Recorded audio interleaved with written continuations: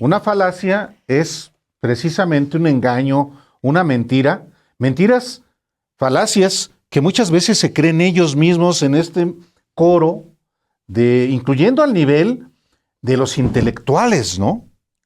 No fue Enrique Krause, uno de los ideólogos de la coalición Va por México, el otro, por supuesto, es Héctor Aguilar Camín y sus allegados.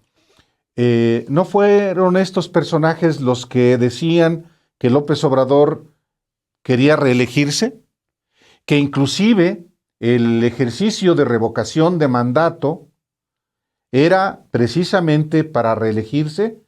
Bueno, pues no ha pasado nada de eso.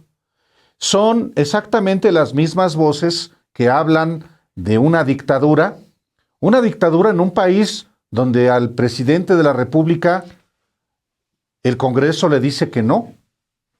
Pues extraña dictadura. Es también una dictadura en la que la Suprema Corte de Justicia de la Nación con mucha frecuencia le da garrotazos a acciones o a decisiones del titular del Poder Ejecutivo. Es también una dictadura a la que jueces, magistrados también dictan suspensiones provisionales o suspensiones definitivas contra decisiones, obras del titular del Ejecutivo. Es una muy curiosa dictadura donde pues el órgano electoral, el Instituto Nacional Electoral, a menudo toma decisiones que van en contra justamente del presidente de la República o de su partido, de sus candidatos, de sus dirigentes.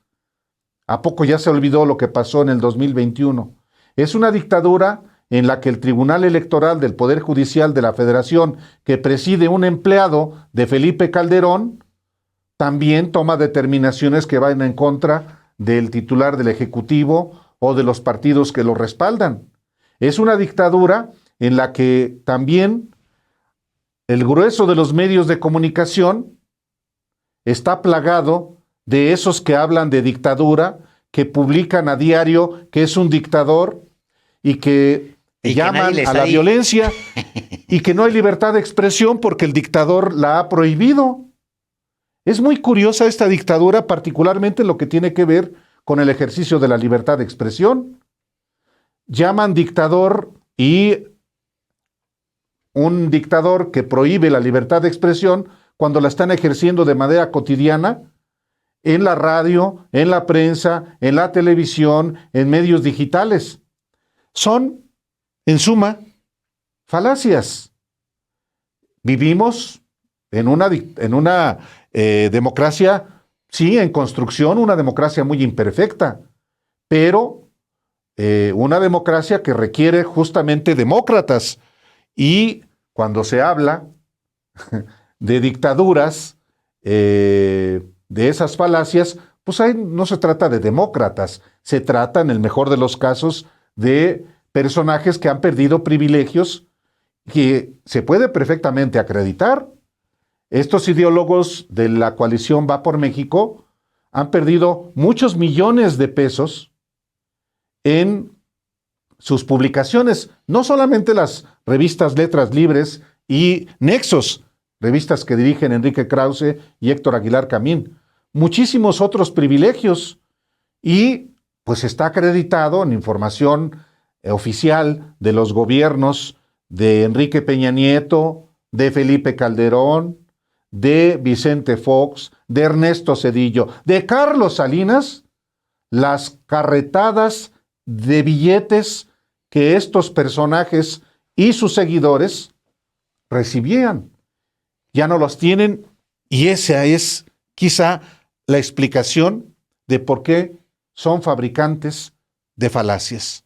Bueno, y fabricantes de más, porque son justamente esas élites intelectuales, Álvaro, las que alientan la formación. Primero son los que construyen el andamiaje, la justificación ideológica, digamos, les dan el permiso ideológico al PRI, al PAN y al PRD de unirse. Y al Partido Movimiento Ciudadano también. Y a Movimiento Ciudadano de unirse en una alianza, no importa, ya tienen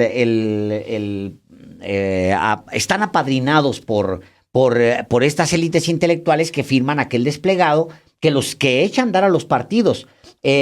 ¿Por qué? Pues porque desde por lo menos 1988, desde antes, por supuesto, siempre, pero desde 1988, esta misma élite intelectual es la que ha dicho hacia la conciencia pública qué es lo que está bien, qué es lo que está mal, qué es lo que no sucedió y qué es lo que sí sucedió. Y lo han dicho una y otra vez, en momentos cruciales para la República, son ellos los que han salido a apuntalar a alguna de las partes en una disputa. Digo, los casos más emblemáticos, Álvaro, serían, los hemos mencionado mucho tú y yo aquí, el 88, el fraude del 88, el fraude del 2006. Son ellos, antes de que se dictamine siquiera en el tribunal la elección, antes de cualquier decisión de los órganos, lo que realmente contaba para la clase política era lo que fueran a decir los intelectuales. Y en ambas elecciones fraudulentas, en ambos fraudes, son ellos los que salen a apuntalar, a avalar. Y es más importante lo que dicen los intelectuales en ese momento de ambas elecciones que lo que el mismo tribunal había podido decir. No recuerdo si había un tribunal o a dónde se fue. Creo que ni siquiera había tribunal electoral en el 88. No había tribunal electoral. Bueno, pero ni siquiera había necesidad ya. Nadie se acuerda quién estaba más que Álvaro Delgado, seguramente sí se acuerda, pero casi nadie se acuerda de quiénes estaban al frente, quiénes eran los magistrados en el Tribunal Electoral en 2006. Sí, por supuesto. No, pero lo que quiero decir es, ya no importa, pues. No ha importado durante todos estos 40 años, no ha importado que existan los tribunales, porque tienes a la clase, a la élite intelectual, que es la que termina avalando o no ciertas situaciones. Por eso, cuando los grupos intelectuales salen con esta carta y dicen, deben ustedes formar un bloque opositor a López Obrador, cuando la firman, toda esta élite intelectual firma esta carta, esta élite que viene, el salinismo, etcétera, firman esta carta, es una autorización que no es menor en los cánones de la política mexicana, de la vieja política mexicana.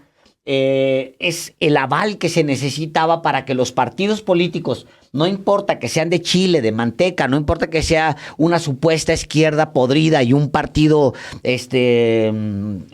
podrido que mantuvo a México en la oscuridad y otro que se corrompió apenas, les dieron la oportunidad desde 88, apenas lo sentaron a un lado, apenas se sentaron a un lado de Carlos Salinas de Gortari y se estaban bajando los pantalones. Esos partidos perfectamente se sintieron acompañados por la élite intelectual y encontraron una justificación moral, ideológica para echarse a andar. Por eso era tan importante. Ahora, ya cuando te regresas, Álvaro, y empiezas a revisar, bueno, han escrito la historia del país. Ellos han escrito y documentado la historia del país, entre comillas, porque es la única versión.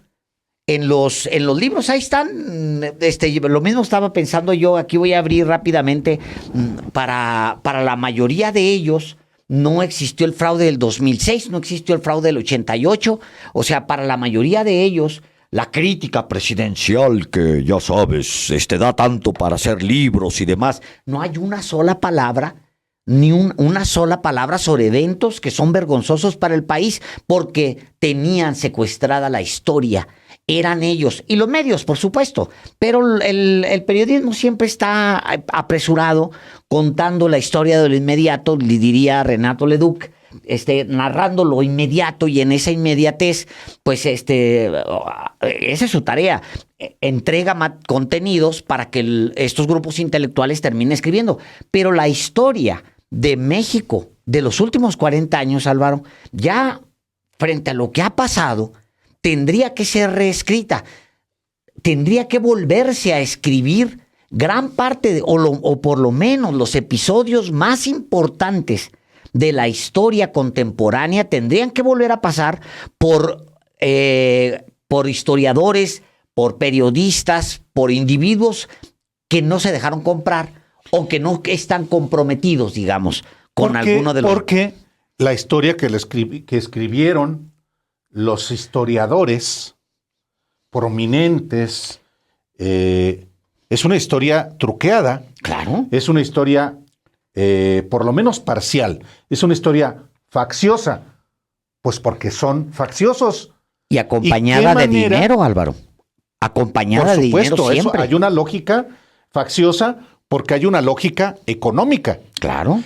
Pero, pues, ¿qué otra cosa explica que haya habido que la intelectualidad de México, particularmente dos grupos, los que encabezan Enrique Krause y Héctor Aguilar Camín, hayan publicado el 15 de julio del año pasado una carta que es el sustento ideológico, intelectual, histórico y es el fundamento, la autorización, Álvaro. Claro, y es para que los partidos creen formalmente una coalición opositora.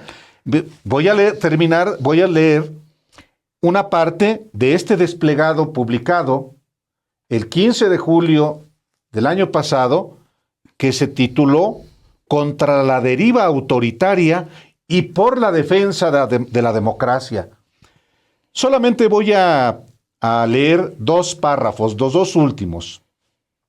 Después de hacer un diagnóstico brutal de lo que ha sido... Descarnado, la dictadura. La dictadura en México, dice este grupo de prominentes personajes del mundo de la cultura, que ahorita les digo quiénes son, lo siguiente: de continuar por este camino, el presidente y la coalición que lo apoya harán retroceder los avances democráticos que consumieron años de lucha a la sociedad mexicana para salir de un sistema autoritario y establecer la democracia.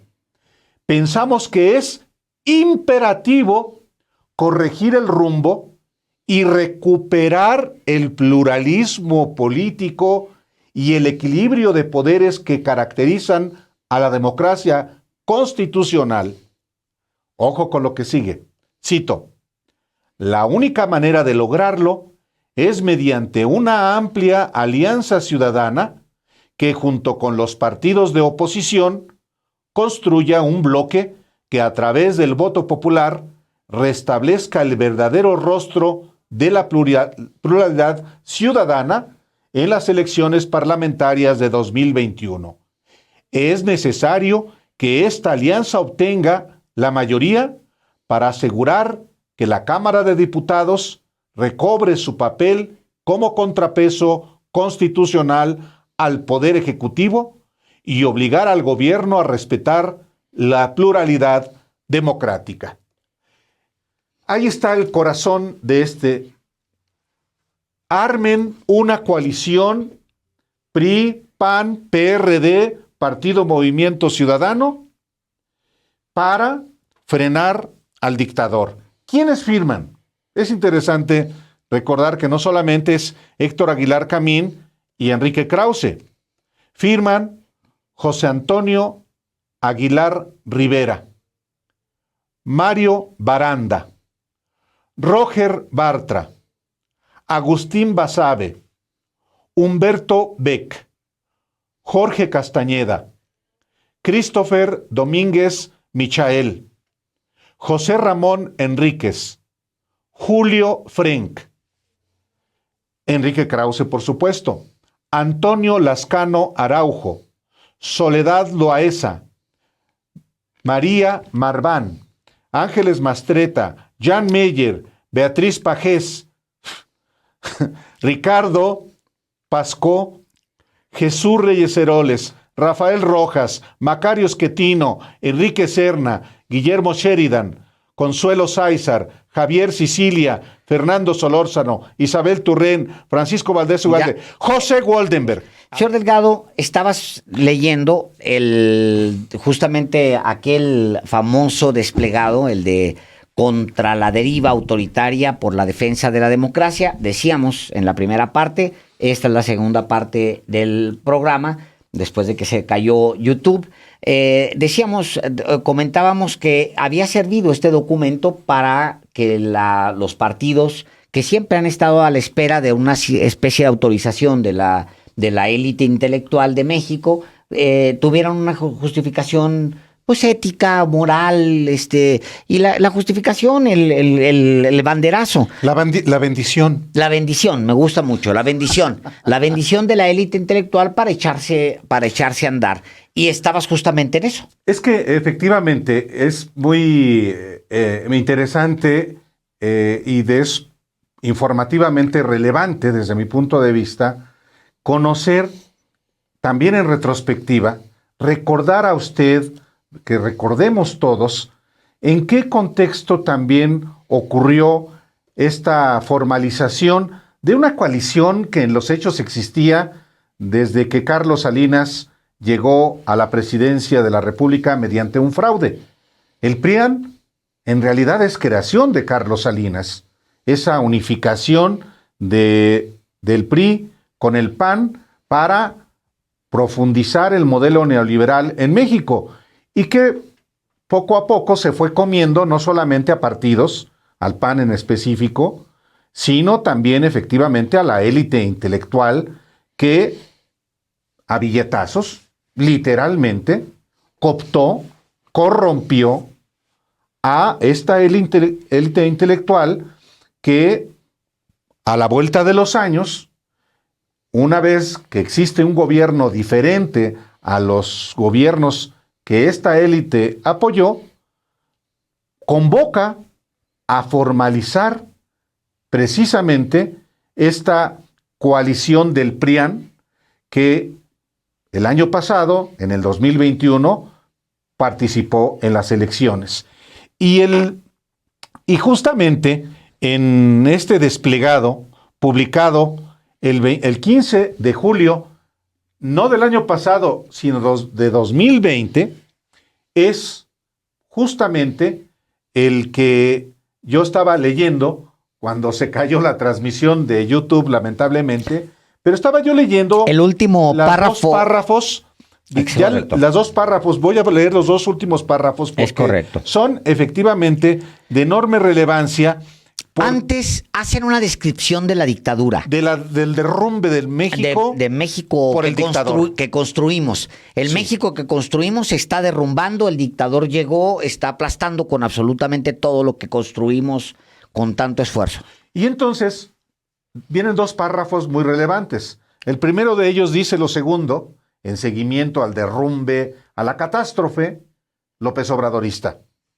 De continuar por este camino, el presidente y la coalición que lo apoya harán retroceder los avances democráticos que consumieron años de lucha a la sociedad mexicana para salir de un sistema autoritario y establecer la democracia. Pensamos, esto es muy relevante, pensamos que es imperativo corregir el rumbo y recuperar el pluralismo político y el equilibrio de poderes que caracterizan a la democracia constitucional. Seguramente se refieren al pluralismo político de los sobornos para aprobar las reformas de Enrique Peña Nieto. Sí, claro. Continúo. La única manera de lograrlo es mediante una amplia alianza ciudadana que junto con los partidos de oposición construya un bloque que a través del voto popular restablezca el verdadero rostro de la pluralidad ciudadana en las elecciones parlamentarias de 2021.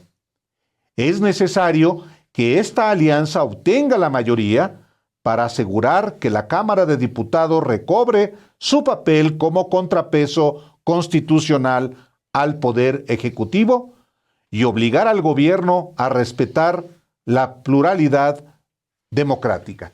¿Quiénes firman? Además de Enrique Krause y Héctor Aguilar Camín. Bueno, muchos no se pueden definir intelectuales. Fueron altos burócratas. Pero también está interesante porque pues se dicen, es que ya cualquier bajo firmante se llama intelectual. Pero está padre, que la élite intelectual. A ver, la élite intelectual que firma aún cuando ese desplegado. Tu primo Julio Frenk y ¿cómo se llama? Beatriz Pajés. Pues es tu colega periodista. Pues, porque... Bueno, ¿quiénes firman? Sí, Héctor Aguilar Camín, José Antonio Aguilar Rivera, María Baranda, Roger Bartra, Agustín Basabe, Humberto Beck, Jorge Castañeda, Christopher Domínguez Michael, José Ramón Enríquez, Julio Frenk, Enrique Krause, María Marván, Ángeles Mastreta, Jan Meyer, Beatriz Pajés, Ricardo Pascoe, Jesús Reyes Heroles, Rafael Rojas, Macario Schettino, Enrique Serna, Guillermo Sheridan, Consuelo Sáizar, Enrique Serna, Javier Sicilia, Fernanda Solórzano, Isabel Turrent, Francisco Valdés Ugalde, José Waldenberg y Gabriel Said. Yo recuerdo que en aquel momento hablamos con Roger Bartra, también hablamos con Francisco Valdés Ugalde, los dos que firman como responsables de este desplegado. Francisco Valdés Ugalde jamás supo responder y más bien terminó diciendo que él no conocía un caso de censura en México. Sí, porque le preguntamos abiertamente a él, porque abajo de este desplegado venían dos responsables de la publicación. En realidad, esta publicación, incluso por los grupos que están aquí, que son muy fáciles, muy fáciles de identificar, pues son los dos grupos en torno a Letras Libres y a Nexos. Que se vale, no es que esté mal. Pero para darles una cierta claridad, responsables de la publicación, Roger Bartra y Francisco Valdés Ugalde. Sí. Con Roger Bartra hablamos a propósito de su libro de diatribas contra López Obrador, que se llama La jaula de la melancolía. Algo así. La nueva jaula de la melancolía. No, la jaula, de regreso a la jaula. De regreso a la jaula. De regreso a la jaula. Y aludiendo a su anterior libro, La jaula de la melancolía. Es correcto. Y él se molestó muchísimo, tanto que Bartra habló a la editorial y dijo que cómo era posible que si no sabíamos nosotros quién era él, etcétera. Se quejó profundamente de manera amarga con la editorial. No aceptes entrevistas, pero bueno, esa es otra discusión. Y Francisco Valdés Ugalde, con quien hablamos, efectivamente nos dice, no nos puede documentar exactamente a qué casos de violación de la libertad de expresión se refieren en este documento firmado por tanta gente, Álvaro. Aquí obviamente hay exfuncionarios, sobre todo de los gobiernos de Fox y Calderón. De Fox y de Calderón. Pues los que tienen ahora, los jefes de los que tienen ahora el INE. Los jefes hay que decirlo, del INE. José Waldenberg, aunque la cabeza de este grupo, pues claramente es Héctor Aguilar Camín. Y este desplegado es relevante y es importante no perderlo de vista, recordarlo, pues porque es lo que da fundamento, lo que da, digamos, el aval de la élite intelectual, la bendición de los altos sacerdotes del pensamiento nacional para que el PRI, el PAN y el PRD formalicen una coalición electoral que ya tenían meses de estar negociando en la oscuridad, encerrados en la mansión de Claudio X González, en las Lomas de Chapultepec, donde, además de Claudio X González, el anfitrión, estaba presidiendo Gustavo de Hoyos, el entonces presidente de la Coparmex, y asistieron los presidentes del PRI, del PAN, del PRD, pero también del Partido Movimiento Ciudadano, y Margarita Zavala, la esposa de Felipe Calderón. Así es. Y ahora, ¿qué es lo que ha pasado con esta élite en los últimos, después de aquel desplegado?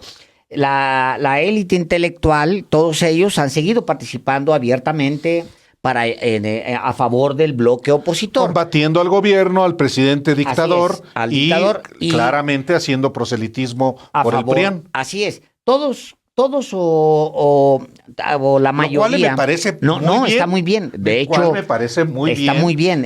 No solamente que tienen derecho, nomás faltaba.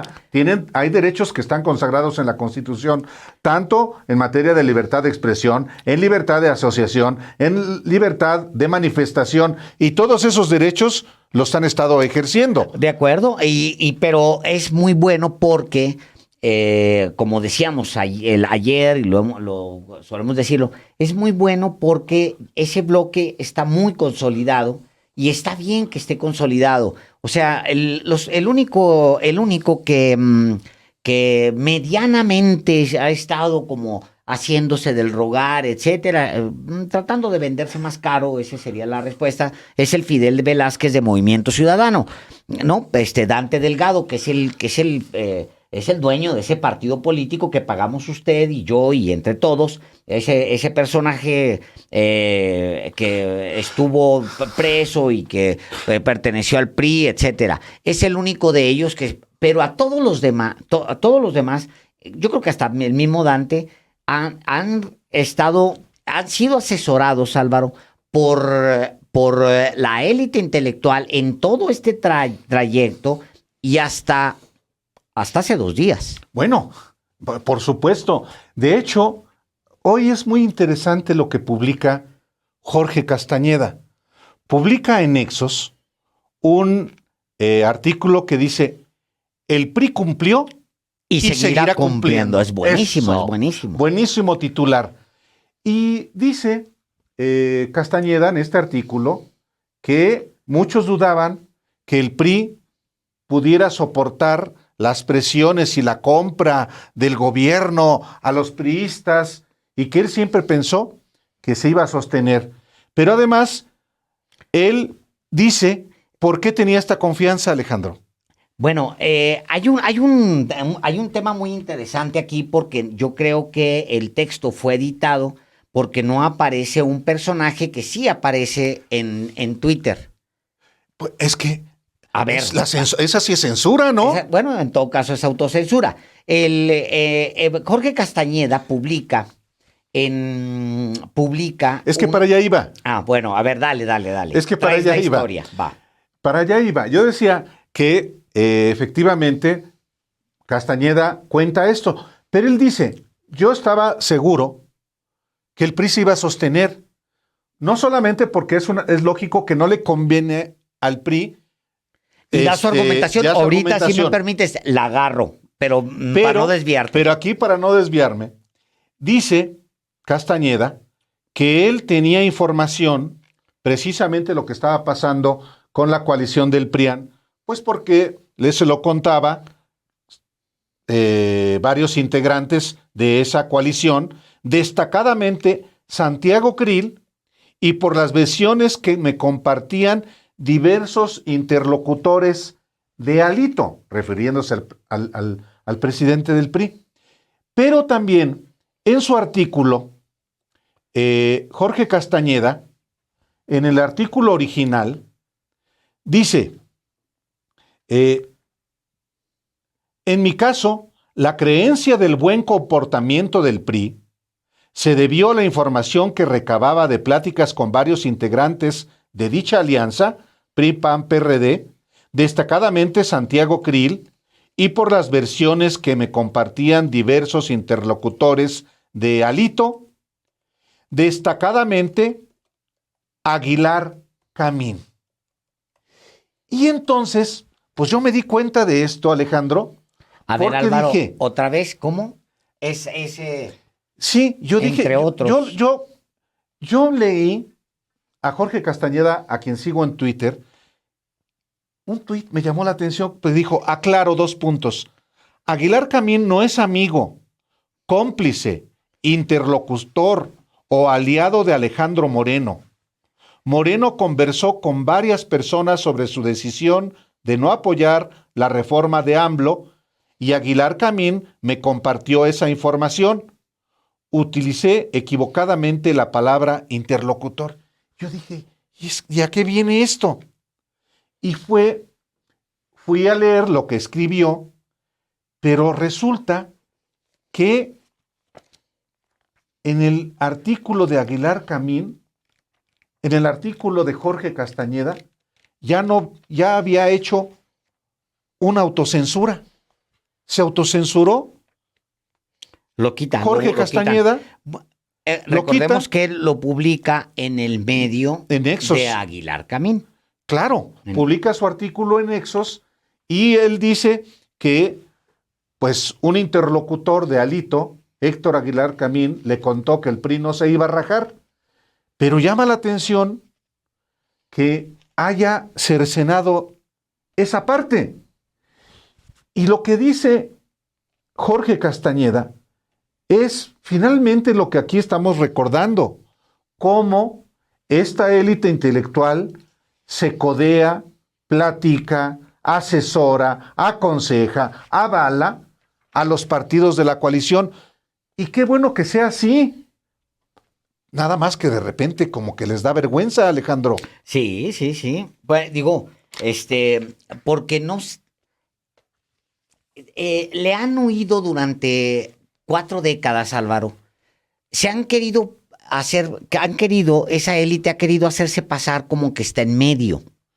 Y es muy importante. Como neutral. Neutral, en medio. O sea, y es muy importante ese rol porque como lo ha demostrado los últimos meses y los últimos muy pocos años, pues ese rol les ha permitido brincar del PRI al PAN, ahora esta cosa que queda del PRD, brincar de un gobierno a otro a Movimiento Ciudadano por distintas razones. Primero porque para pedir, pues, bueno, la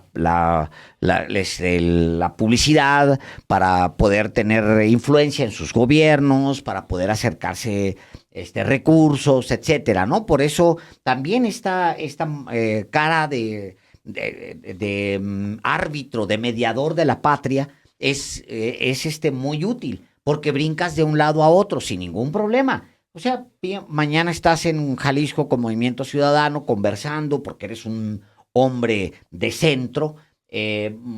Pasado mañana estás con Alejandro Moreno Cárdenas conversando como hombre de centro, y luego con el PAN, y luego con el... En realidad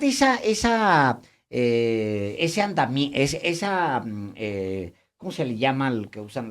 Esta gran concha, ¿Pechera? No, más bien lo que usan, me imaginé los medievales que se escondían. La armadura. Esa armadura de intelectual de centro, demócrata, liberal, preocupado por la esencia del rumbo del país y demás, es siempre muy conveniente porque te permite brincar de un lado a otro. Esa es la primera condición. Pero lo más interesante es que también te permite dar asesoría sin que se te vea de un lado o de otro. Claramente, esta élite se ha sentado con todos ellos, y nos lo confirma Jesús Zambrano en la conversación que tuvimos. Le preguntamos, aquí en el libro está, en La disputa por México, le preguntamos sobre las reuniones. Él dice... Zambrano evoca la reunión, escribe Álvaro Delgado, él edita este texto.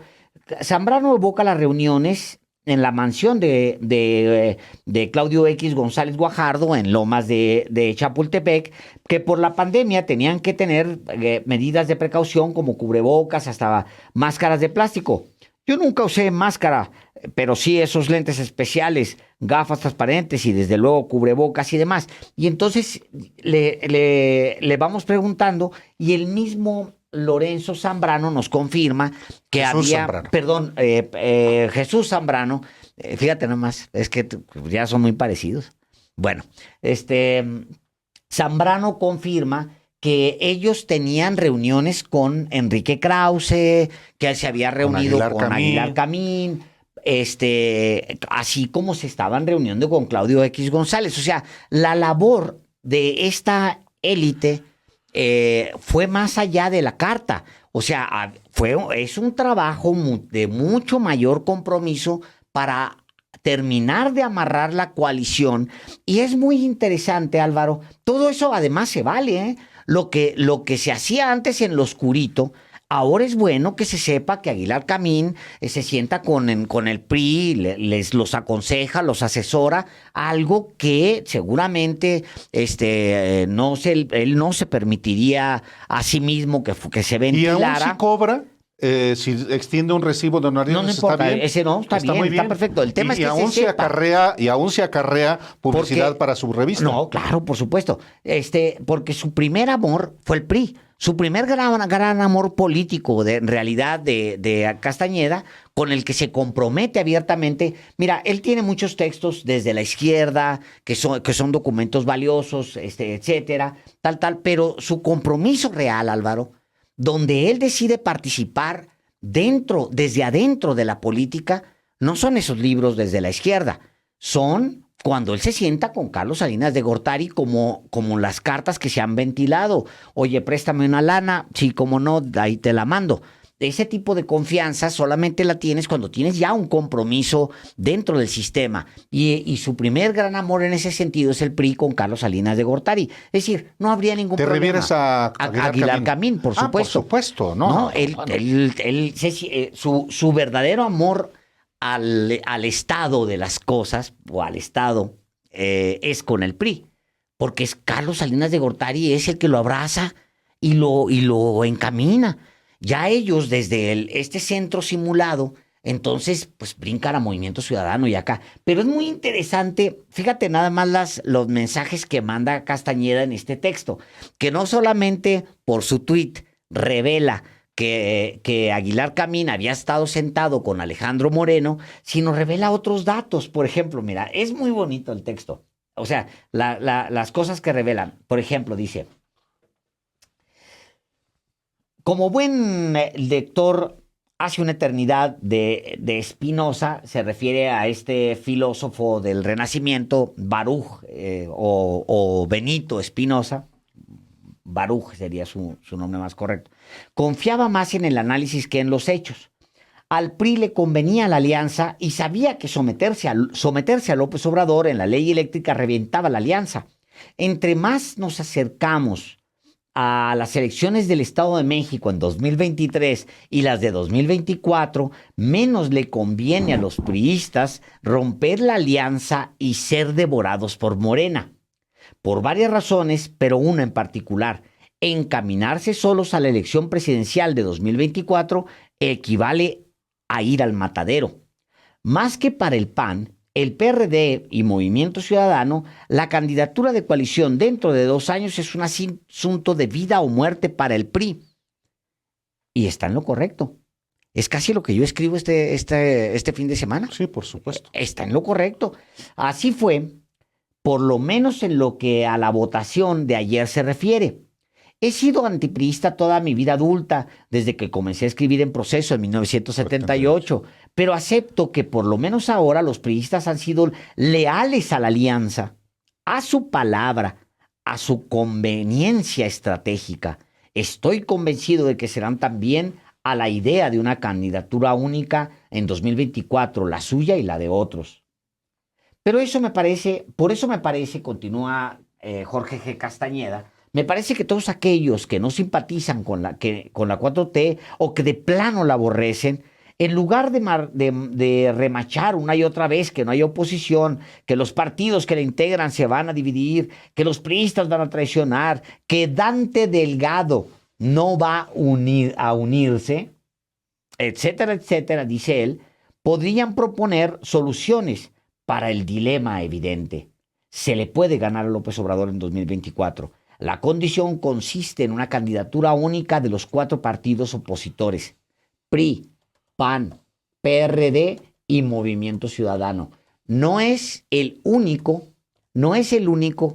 que tiene certeza en cualquiera, dentro de la llamada 4T o dentro del López Obradorismo, y también dentro de ellos, de la élite intelectual, saben y adelantan que el Fidel Velázquez de Movimiento Ciudadano, es decir, Dante Delgado Renauro, va a terminar aceptando esta candidatura común, como nosotros mismos aquí lo hemos dicho, y que este domingo se confirma, se termina de consolidar. Por eso decíamos ayer el presidente en la mañana esboza una sonrisa muy leve que dice, cuando dice, y no abunda, porque no les quiere echar a perder el momento, quiere que se consolide el momento.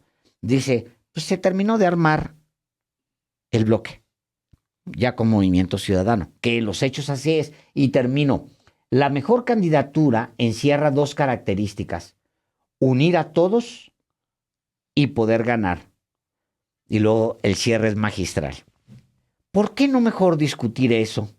Y no si a Marco Cortés le falta estatura para convertirse en Winston Churchill, o a Alito para ser Barack Obama. Es maravilloso el texto, es hermoso. Por eso